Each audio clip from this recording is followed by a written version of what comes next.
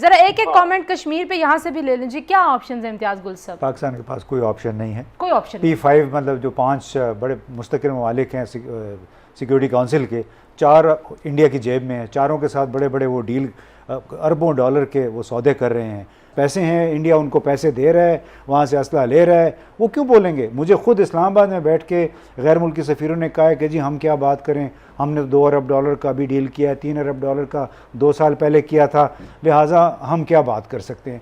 तो हमें थोड़ा सा ये सोचना पड़ेगा कि हमारे अपने मुल्क के अंदर जो कश्मीर है ना, हमें उसको बचाना चाहिए। जो कश्मीर बने हुए हैं मुख्तलिफ इलाके, हमें उन पे तरफ तवज्जो देनी चाहिए, इंटरनली हमें खुद को मजबूत बनाना चाहिए। ये जो this is the only option कि आप इंटरनल स्टेबिलिटी को लेके आएंगे तो शायद आपकी बात भी और यही बात हमें चीन वाले भी कहते हैं। मसला ये है कि हिंदुस्तान एक बहुत बड़ा मुल्क है आबादी के लिहाज से, और एक बड़ी तारीख भी है, और उनका अपना एक राइट है अपने निज़ाम के तहत अपने मुल्क को चलाना। लेकिन अगर वो डिफाइंट हैं यूनाइटेड नेशन के चार्टर, यूनाइटेड नेशन के रेजोल्यूशन, जनेवा कन्वेंशन, तो फिर उससे डेफिनेटली उनकी बड़ाई या अजमत के ऊपर दाग आता है। हिंदुस्तान की तारीख ये रही है कि वो हेजिमोनिस्टिक डिजाइन के साथ वो चाहते हैं कि उनकी अजारादारी हो साउथ एशिया में, बिकॉज हिंदुस्तान एक बड़ी डाइवर्सिफाइड सोसाइटी है और उसकी स्ट्रेंथ इसी में होनी चाहिए कि आप सारे मज़ाहिब की, सारे लोगों की, सारी रियासतों की, यूनाइटेड नेशन के चार्टर की, पड़ोसियों के हकूक का ख्याल रखें। और यही रोना इंडिया के अंदर भी सेम एलिमेंट्स रो रहे हैं। अच्छा जैन साहब, I come back to you, this is very important point. मैं इसी के ऊपर अपना अगला सवाल इम्तियाज गुल साहब आपसे करूंगी। इंडिया अभी जैसे जैन साहब कह रहे हैं कि इंडिया के अंदर भी ऐसे एलिमेंट्स हैं कि जो हिंदुत्व का जो उनका सारा एक मूवमेंट चल रही है मोदी साहब की, और जो वो कोशिशें कर रहे हैं, जो वो काम कर रहे हैं, उसके ऊपर बहुत ज़्यादा रेजिस्टेंस है। आज का भारत मुख्तलिफ लगता है आपको? नहीं, देखिए रेजिस्टेंस बिल्कुल है, यानी उसके मुज़ाहमत करने वाले, लेकिन हमें ये भी हकीकत माननी चाहिए कि वो मुज़ाहमती क़ुव्वतें, वो लिबरल इंडियंस जो हैं वो निस्बतन अक़लियत में हैं, और अगर अक़लियत में ना होते तो ये बीजेपी की सरबराही में जो कोalition है उनको 2/3 अक्सरियत ना मिलती गुज़िश्ता साल के इंतखाबात में। उसमें बदकिस्मती ये है कि आपने अमेरिका में भी देखा कि किस तरह सफ़ेद फार्म जो अमेरिकी थे उनको सदर ट्रंप ने बिल्कुल गैल्वेनाइज़ किया अपनी इंतखाबी मुहिम के दौरान। उनको बहुत ज़्यादा वोट मिले और इस दफ़ा हो सकता है कि उससे भी ज़्यादा वोट मिल जाए। तो यही काम भारत में हुआ है, और जो हिंदुत्व या भारत के लिए, हिंदुओं के लिए, वो मेरा ख़्याल है उस पर बड़ी शद्दोमत के साथ काम कर, लोगों ने उसको लब्बैक भी कहा है।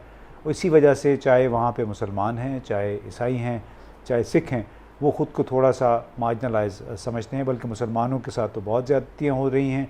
लेकिन उनका ये ख्याल है कि जो बीजेपी और आरएसएस के लोग हैं कि अगर हमने अपनी, और एक वो बाकायदा प्लान के तहत चल रहे हैं, उसमें किसी को कोई शक नहीं होना चाहिए, जो अपना उनका इंतखाबी मंशूर था उसमें उन्होंने कश्मीर के हवाले से इन इक़दामात का वादा पहले से किया हुआ था, और उस पर वो धीरे धीरे आहिस्ता आहिस्ता अमल किए चले जा रहे हैं। लिहाजा मौजूदा हालात में आइंदा 2-3 बरस तक हमें इस पर कोई बहुत ज़्यादा उम्मीद नहीं रखनी चाहिए।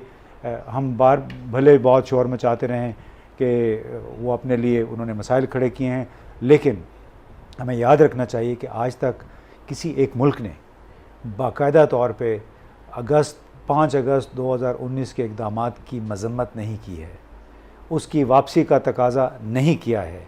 इसी तरह इस साल जो वहाँ पे हो रहा है, अब तक जो मुहासरा चल रहा है, अब तक किसी मुल्क ने बाज़ाब्ता तौर पे उस पर एहतजाज नहीं किया है, क्योंकि लोगों के इक़्तिसादी मफादात जुड़े हुए हैं।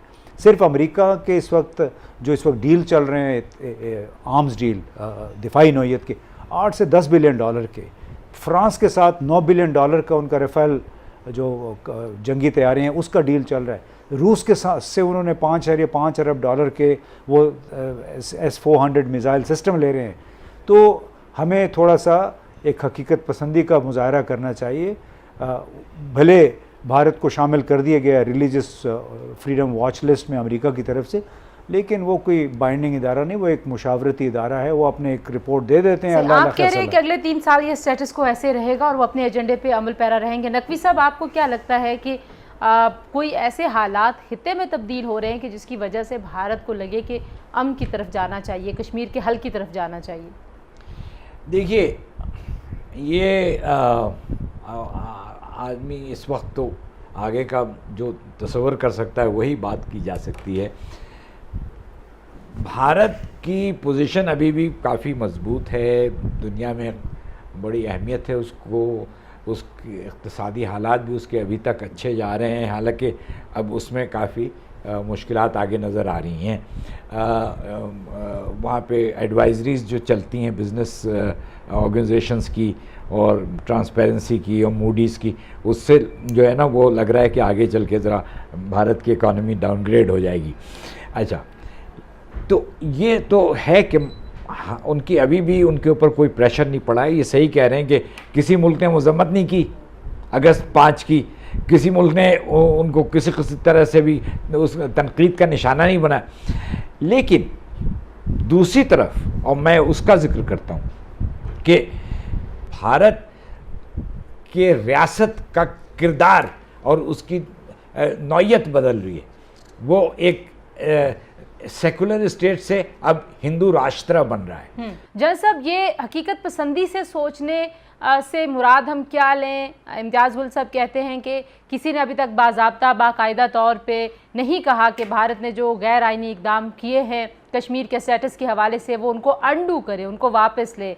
देखिए तंजीला, ये इम्तियाज़ गुल साहब ने बड़ी खूबसूरती से प्रिवेलिंग एनवायरनमेंट का अहाता किया है, वेरी रियलिस्टिकली। लेकिन द पॉइंट इज कि इस स्टेटस को तोड़ना किसने है? पॉइंट ये है, हमारे लिए ये चैलेंजेस हैं कि इंडिया एक बड़ा मुल्क है, वो एक बड़ी मंडी है उनके, और यूनाइटेड नेशन जो है वो बिल्कुल अदारा बना हुआ है और सुपर पावर्स के अपने इंटरेस्ट है। नो, ये ग्राउंड रियलिटीज हैं जिनमें हमने ऑपरेट करना है। अभी हमने ये देखना है कि ये एक ऐसी तिकोन है जिसका एक एंगल है इंडिया, दूसरा एंगल है पाकिस्तान और तीसरा है वर्ल्ड पावर, मीडिया और उनका रिएक्शन। अगर इंडिया इस तिकोन के सेंटर में कश्मीर है, अगर इंडिया इसके ऊपर आग लगाता है, बरसाता है, तो अगर वेस्ट बोल उठा है तो वो इसलिए नहीं बोल उठा कि पाकिस्तान वाला एंगल एक्टिव हुआ है, वो इसलिए हुआ है कि इंडिया ने हदूद क्रॉस की है। तो यूएनओ में भी बात चली गई है, बैनुल-अक़वामी मीडिया भी बोला है, वाशिंगटन पोस्ट भी बोला है। हमने ये देखना है कि हमारी लीडरशिप का चैलेंज ये है कि अंडर दीज सर्कमस्टांसेस, जब इस तरह के एडवर्स एनवायरनमेंट है, हमारी क्या प्रोएक्टिव स्ट्रेटेजी हो ताकि हम इन चैलेंजेस को न्यूट्रलाइज कर सकें। आप अगर ब्रीफली मुझे एक जुमले में बताएं कि क्या हो, मैं फिर एक कमेंट यहाँ से लेके फिर अगले टॉपिक की तरफ बढ़ूंगी। क्या प्रोएक्टिव स्ट्रेटेजी हो सकती है? पाकिस्तान के पास ऑप्शंस क्या हैं?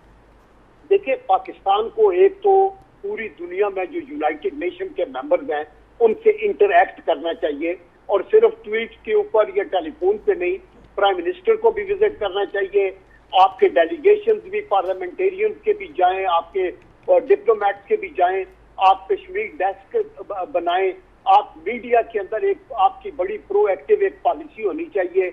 आप यूनाइटेड नेशन के अंदर अपने फ्रेंड सिर्फ P5 कंट्रीज के पीछे ना फिरे, जो अफ्रीका में, साउथ अमेरिका के अंदर, आपके साउथ ईस्ट एशिया में जो मेंबर्स हैं, जो यूएन के मेंबर्स हैं, उनके साथ आप अपना केस लीड करें ताकि कल तक अगर आप उधर जाएं तो आपके कोई वोटर हो, को आपके सपोर्टर हो वहां के। ठीक है, आप कह रहे हैं कि सपोर्ट आगे भी सही। जरा एक कमेंट कश्मीर पे यहाँ से भी ले लीजिए, क्या ऑप्शन है इम्तियाज गुल साहब? पाकिस्तान के पास कोई ऑप्शन नहीं है, कोई ऑप्शन P5 मतलब जो 5 बड़े मुस्तकिल ममालिक हैं सिक्योरिटी काउंसिल के, 4 इंडिया की जेब में है, चारों के साथ बड़े बड़े वो डील अरबों डॉलर के वो सौदे कर रहे हैं। और ये जो एक नोशन है कि चूँकि न्यूयॉर्क टाइम्स में, वाशिंगटन पोस्ट, बड़े बड़े अखबारात में ये कैंपेन चल रही है भारत के ख़िलाफ़। देखिए, अखबारात, मीडिया जो है वो जियो पॉलिटिक्स से जुड़ी हुई पॉलिसियाँ तब्दील नहीं करता। वो शोर मचाएंगे लेकिन उनकी वजह से रियासत की खारजा पॉलिसी और रियासत की जो सिक्योरिटी पॉलिसी है वो तब्दील नहीं होती। न्यूयॉर्क टाइम्स, वाशिंगटन पोस्ट ने बहुत शोर मचाया ट्रंप के अफ़गानिस्तान से इनखला के ख़िलाफ़। बहुत आर्टिकल छपे हैं उसके, और बहुत सारी रिसर्च रिपोर्ट्स आई हैं उसमें।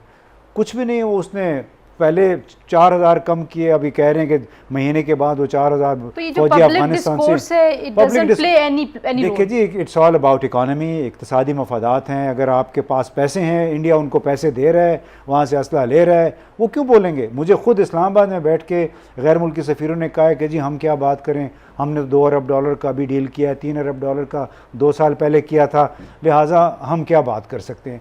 तो हमें थोड़ा सा ये सोचना पड़ेगा कि हमारे अपने मुल्क के अंदर जो कश्मीर है ना, हमें उसको बचाना चाहिए। जो कश्मीर बने हुए हैं मुख्तलिफ इलाके, हमें उन पे तरफ तवज्जो देनी चाहिए। इंटरनली हमें खुद को मजबूत बनाना चाहिए। ये जो so this is the only option कि आप इंटरनल स्टेबिलिटी को लेके आएंगे तो शायद आपकी बात भी और कुछ यही सुनेगा। बात हमें चीन वाले भी कहते हैं।